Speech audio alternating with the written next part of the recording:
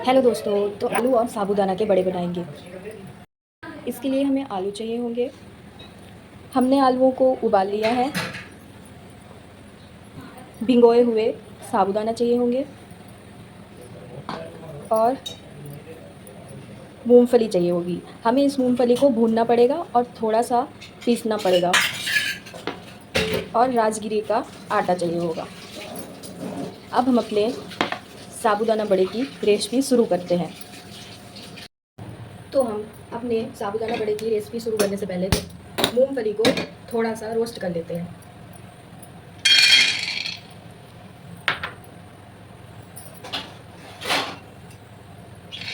जब हमारी मूंगफली थोड़ा भून जाएंगी उसके बाद हम इसे पीस लेंगे।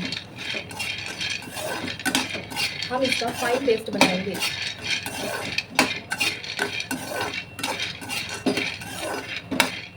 आपने साबूदाना बड़े तो बहुत ही खाए होंगे। अक्सर ये व्रत पर खाए जाते हैं। वैसे हम आज व्रत की स्पेशल थाली भी बनाएंगे। साबूदाना बड़े के साथ हम पूरी व्रत वाली थाली भी बनाएंगे। अब हमारी मूंगफली अच्छे से रोस्ट हो चुकी है। अब हम गैस बंद कर देंगे और इन्हें निकाल कर पीस लेंगे। फाइन पीस लिया है। अब यही हम अपने साबूदाना के बड़े में मिलाएंगे। उबले हुए आलू में सारा मसाला मिलाएंगे। तो पहले हम आलूओं को कद्दूकस कर लेंगे।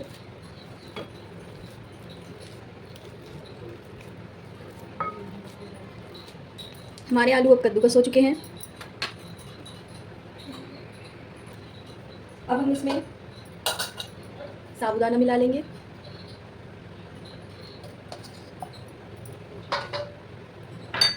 और अब इसमें हम मिला लेंगे अपनी मूंगफली का पाउडर।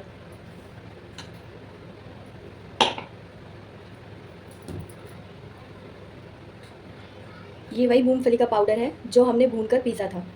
अब हम ये इसमें डाल देंगे। जब हम मूंगफली का पाउडर डालते हैं साबूदाना के बड़े में तो हम राजगिरी का आटा कम डालते हैं, थोड़ा सा ही डालेंगे। इससे हमारे साबूदाना ना फटेंगे, एकदम परफेक्ट तरीके से पककर तैयार होंगे। तो अब ये सारा सामान हम मिक्स करेंगे, पर हम इसमें धनिया और मिर्ची भी कट कर डालेंगे।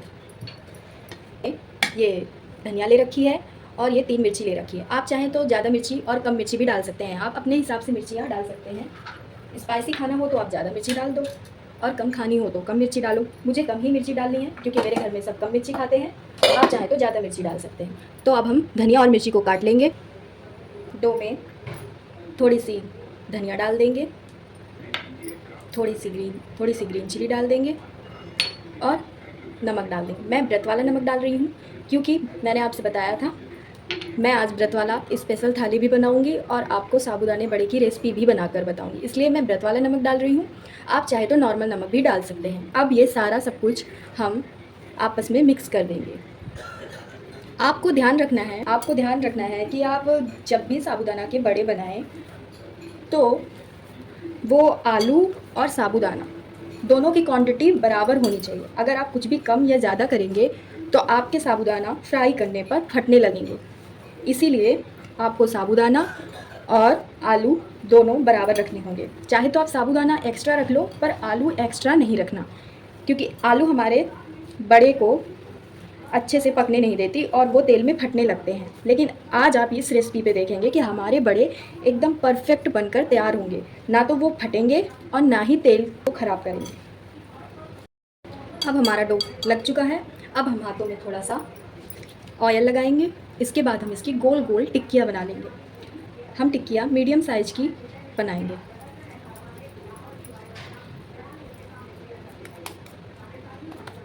देखिए हमारी टिक्की कितनी परफेक्ट गोल बनी है। अब ऐसे ही हम सारी टिक्कियाँ बना लेंगे।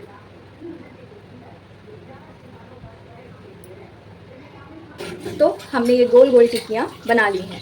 देखिए हमारी टिक्कियों का शेप कितना परफेक्ट है। आप भी बिल्कुल हाथों में तेल लगाकर ऐसे ही गोल गोल टिक्कियाँ बना सकते हैं। बस आपके जो डो का एकदम सही रहना चाहिए। जैसे मैंने बताया, अगर आप वही रेसिपी को फॉलो करेंगे तो टिक्की भी एकदम बनकर अच्छे से आएगी। तो अब हम अपने बड़ों को फ्राई करने के लिए कढ़ाई चढ़ाएंगे।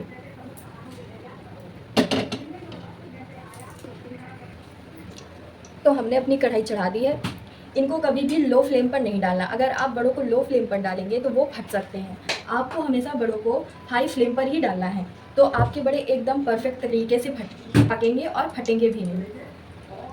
तो हमने कढ़ाई चढ़ा दी है, अब बस वो होने ही वाली है। तो जैसे आप सब देख सकते हैं हमारी कढ़ाई से थोड़ा थोड़ा सा धुआं निकलने लगा है। अब हमारी कढ़ाई अच्छे से हो गई है। अब हम इसमें अपने बड़े डालेंगे। तो हमने जो बड़े ले रखे हैं हम उन्हें एक एक करके डालेंगे।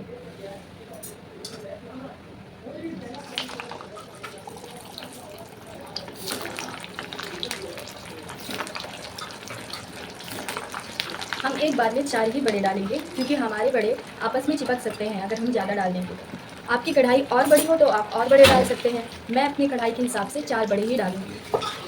आप सब देख सकते हैं कि हमारे बड़े कितने अच्छे से पक रहे हैं। अभी हम इनको टच नहीं करेंगे, ये खुद ब खुद ऊपर आएंगे पक, तब हम इन्हें चलाएंगे। तो अब हम अपने बड़ों को चलाएंगे। आप सब देख सकते हैं ये कितने गोल्डन ब्राउन कलर के होकर पक रहे हैं, ये देख सकते हैं आप। अब हम इनको पलटेंगे। आप बड़ों को हमेशा आराम से पलटना, क्योंकि ये ना चिट्टे भी मारते हैं, आप जल भी सकते हैं, इसलिए हमेशा आप हल्के हाथों से इन्हें चलाकर ही पलटना।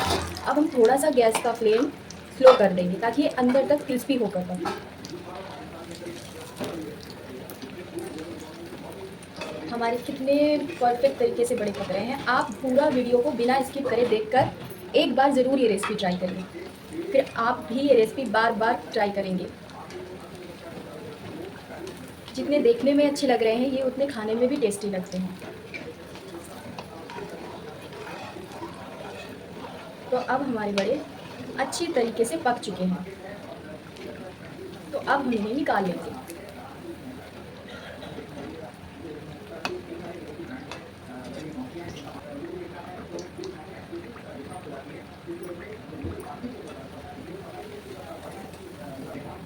कितने अच्छे से पके हैं हमारे बड़े। अब हम इन्हें निकाल लेते हैं प्लेट में।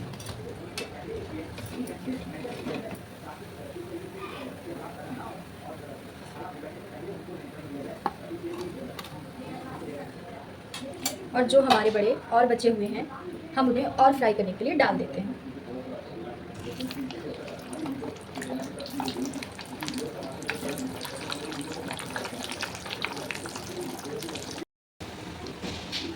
जैसे कि आप लोग देख सकते हैं ये बड़े भी हमारे परफेक्ट तरीके से पक चुके हैं। अब हम इन्हें निकालेंगे और अपने चटनी की तैयारी करेंगे।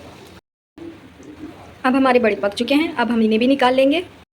तो अब हम अपनी चटनी की तैयारी कर लेंगे। इसके लिए हमने धनिया ली है, मीडियम साइज़ के 4 टमाटर लिए हैं और ग्रीन चिली लिए हैं। हम लहसुन नहीं डालेंगे क्योंकि हम व्रत के लिए बना रहे हैं और इसमें हम व्रत वाला नमक ही डालेंगे चटनी में। आप चाहें तो नॉर्मल नमक भी डाल सकते हैं। अब हम अपनी चटनी को पीस लेंगे, क्योंकि बड़े का स्वाद बिना चटनी के खाने में मज़ा नहीं आता। बड़े का स्वाद चटनी के साथ ही मिलता है, इसलिए हम अपने टमाटर की चटनी बना लेंगे। हमारी चटनी भी पीस चुकी है, हमारे बड़े भी पक चुके हैं। अब हम अपनी प्लेट में इसको खाने के लिए सर्व करेंगे। पर उससे पहले हम अपना पूरा व्रत का थाली कंप्लीट करेंगे। तो अब हमारे बड़े बन चुके हैं। अब हम अपनी पूड़ियाँ बनाएंगे। फ्राई हो चुकी है, अब इसमें हम अपनी पूड़ियाँ तल लेंगे।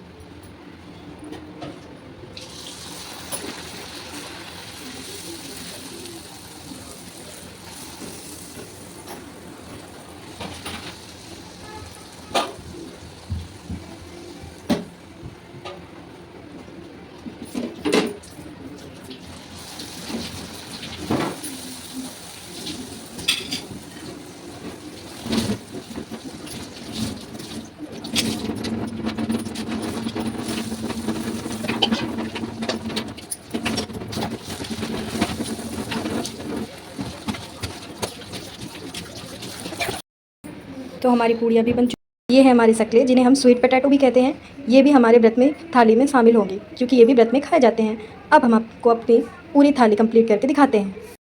तो जैसे कि आप लोग देख सकते हैं हमारी व्रत वाली थाली तैयार है। अब हम इसका भोग लगाकर इसको खाएंगे। तो अगर गाइस आपको रेसिपी अच्छी लगी हो तो तो आप चैनल को सब्सक्राइब और लाइक करना ना भूलें। हम फिर मिलते हैं एक नई रेसिपी के साथ।